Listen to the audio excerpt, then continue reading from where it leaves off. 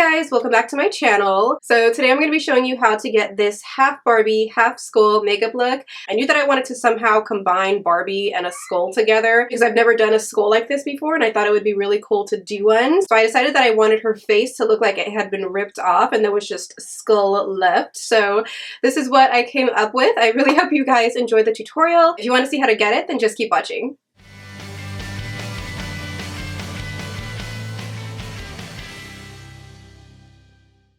Hey guys, so I've got on my blonde wig just to get our Barbie vibes going. Next, what I'm going to do is take a white eyeliner pencil. This one is by MAC. It's their I Cole in Fascinating. And I'm going to use that to map out where I want to put the prosthetic down. This is also going to help me map out where I'm going to put the glue as well. So it'll kind of be like my guide for the glue as well as the prosthetic.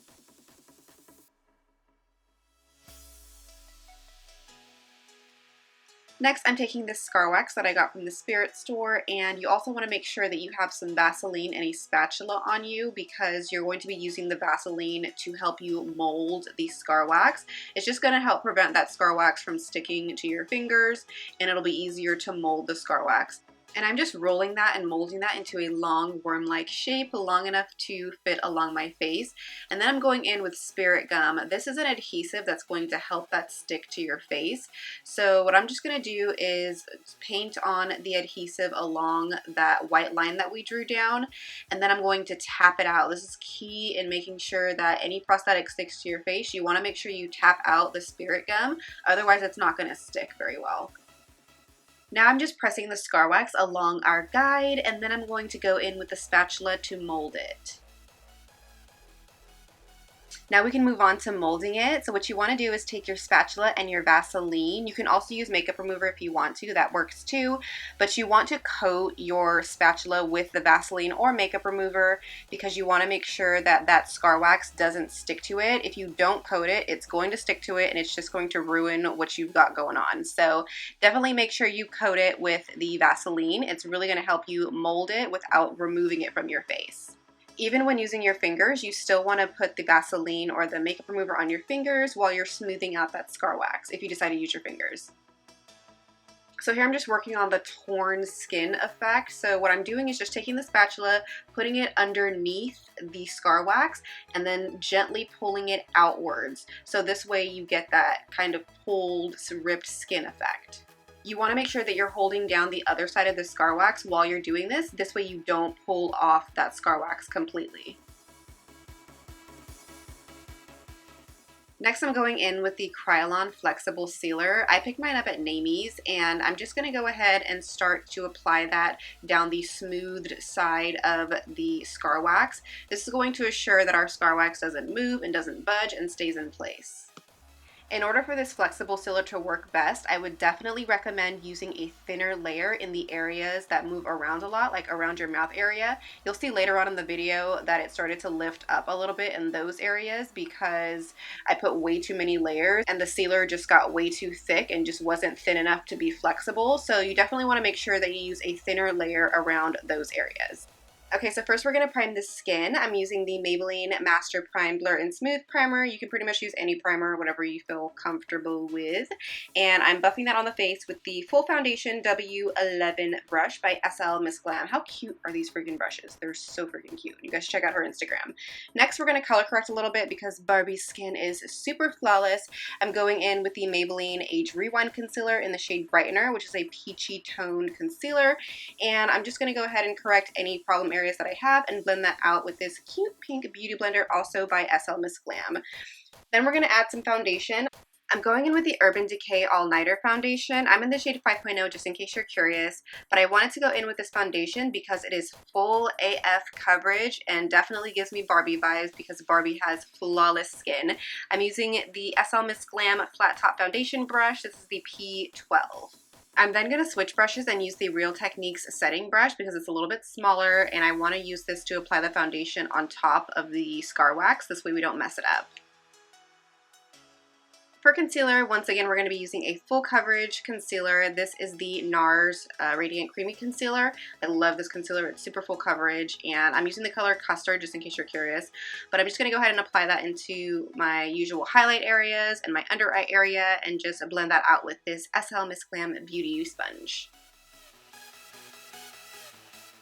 Now I'm just setting my face with some powder. I'm using the Airspun powder, and I'm using a damp beauty blender to apply that. I just feel like it applies a lot better with a damp beauty sponge. So I'm just going to go ahead and use this to apply our baking powder, and then we're going to dust that off. I'm using the SL Miss Glam Classic Powder Brush 105 to dust all that off and set our face. Now to create some chiseled out Barbie cheekbones, I'm going in with the NARS Laguna Bronzer and the SL Miss Glam Angled Blush Brush P05. And I'm just going to take that along my cheekbones, along my jawline, and along the perimeter of my forehead, kind of in like a three-leg shape on the side of my face, just basically anywhere the sun would naturally hit, and in anywhere that I would like to contour my face and chisel it out. So of course we're going in with a Barbie pink blush. This one has a little bit of shimmer to it. It's the MAC blush in Gentle, and I'm going to be applying that to the apples of the cheeks using the SL Miss Glam Angled Blush Brush W05.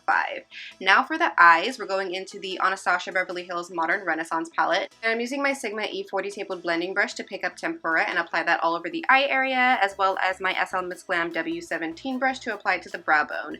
Next we're going into the Urban Decay Electric palette, and I'm picking up Savage on my Sigma E40 Tapered Blending Brush, and I'm just going to apply that back and forth through the crease in windshield wiper motions. This is going to be our transition shade for this look.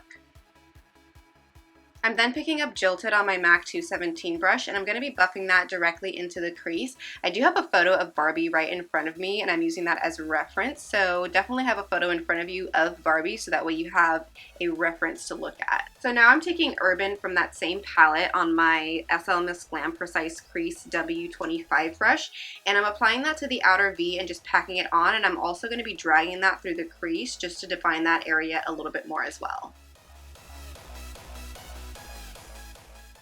Next, we're going into Vermeer from the Anastasia Beverly Hills Modern Renaissance palette, and I'm using my SL Miss Glam Fluffy Eye Shading W19 brush to pack that on to the lid area.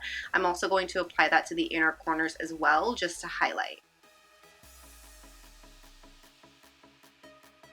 Next, I'm picking up Cypress Umber from the Modern Renaissance palette, and I'm using my Sigma E30 pencil brush to pack that on to the lower lash line. That way we can define that area. So my reference photo didn't show Barbie having a wing, but I'm going to do wing liner because I feel like it works better with my eye shape. So I'm using the NYC liquid liner to create my wing. For mascara, I'm using the Pure Cosmetics Fully Charged Mascara. I'm just going to coat the upper and lower lashes. And then for falsies, I'm using Cocoa Lashes and Goddess. I feel like these look really doll-like, so I feel like they go really well with the look.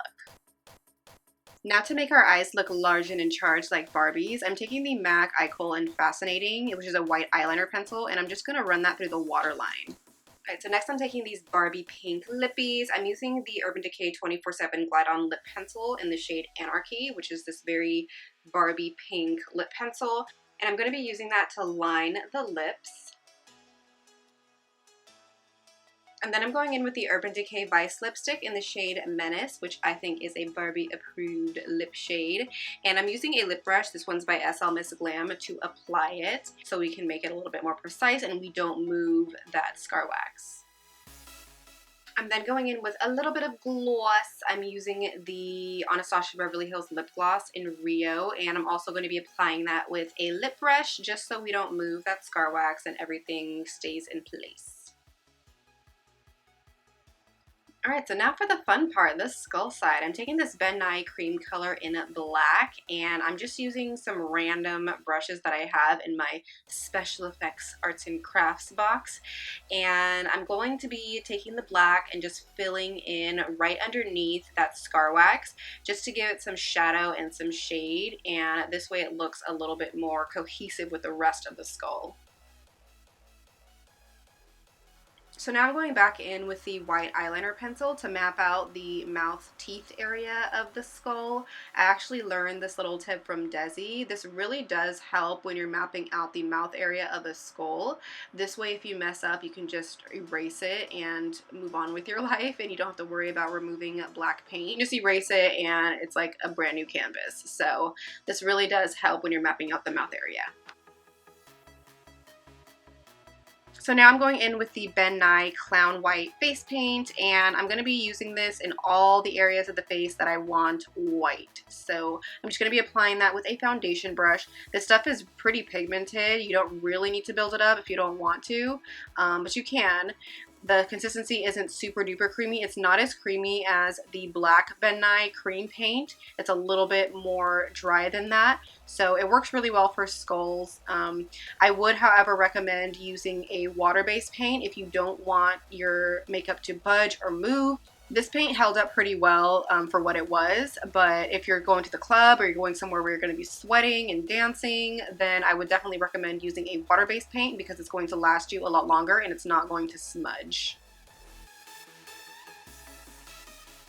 Next, I'm going back into the black Ben Nye cream paint, and I'm going to be using that to outline the socket and fill it in.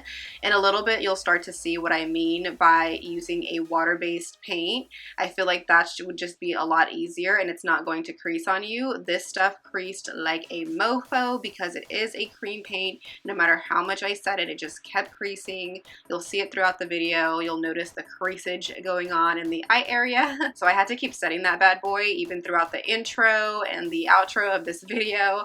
In between, I was just setting and setting and setting, and it was becoming a pain in the you-know-what. So I would definitely recommend using water-based paints. This way you can live your life, girl. And then here I'm just adding some dimension to the eye area using that white face paint.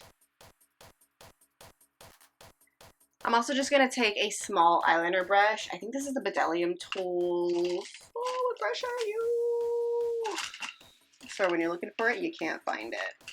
This is the BDellium Tool 708 eyeliner brush, and I'm going to be using that to clean up those edges. And then I'm also going to use that brush to create the nose area. Because it's a more precise brush, it's really going to make sure that our nose area is looking right.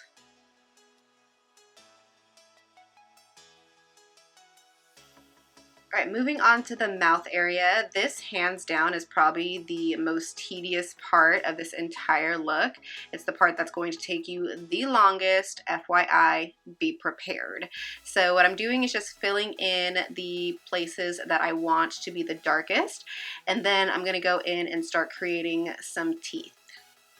By the way, I do have a few reference photos in front of me, and I'm just taking pieces from each of them to create this skull side. Just bits and pieces that I liked. I definitely recommend having reference photos in front of you when doing an in-depth skull look. This way you have something to go off of, because it's a little bit hard to erase it once you've got it down. So definitely have some reference photos in front of you. This way you're less likely to mess up.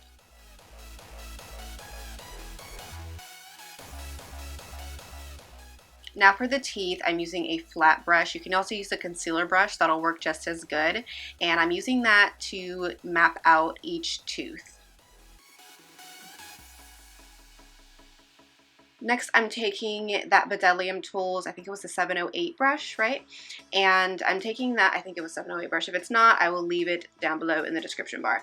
Anyway, I'm taking that brush and I'm taking the black paint, and I'm going to be going in between each tooth to define them, so that way it looks more skull-like. So I'm kind of going in like a Y shape and really concentrating the color at the base of that Y, and then feathering out or flicking out the two stems of the Y, if that makes sense.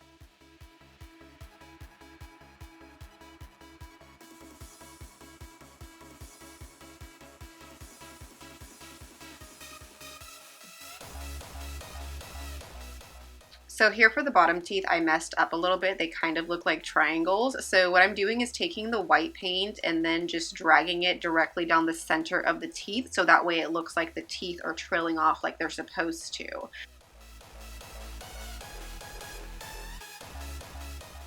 So now I'm just going to go ahead and start the shading process. This is really going to make the skull pop and look a little bit more realistic. So I'm taking the black paint here and I'm just going to start shading and outlining the areas that I want to outline, and then we'll move on to eyeshadow to shade the rest of the skull. I'm going to be going back and forth with different brushes and just using whatever brush I feel is necessary to get the job done right.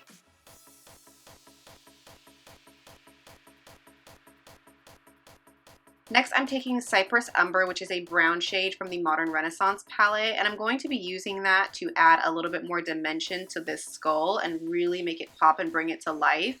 There were certain areas that I didn't want to use black in, and I wanted to use something a little bit more subdued, so I'm going in with a brown shadow.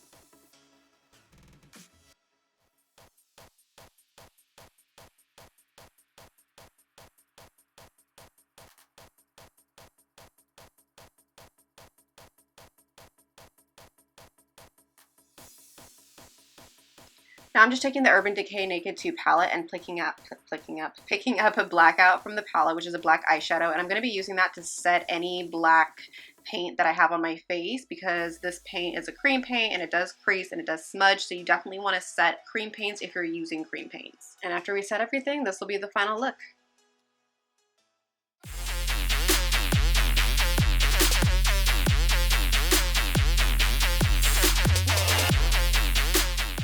Alright, so that is going to be it for this video. I really hope you guys enjoyed the tutorial and decided to try out this look for Halloween. I think it's really cool. I love the glam over here and the scary skeleton over here. But I hope you guys like it too. This is my first time doing a skull like this with a more intricate mouthpiece, so I hope I didn't do too bad. Don't forget to give this video a thumbs up if you liked it, and subscribe to my channel if you're not already. I have a few more Halloween tutorials coming your way, so subscribe so you don't miss out on them. And yeah, I think that's going to be it for this video. Thank you so much for watching. I love you guys, and I hope to see you in my next video. Happy Halloween! Bye!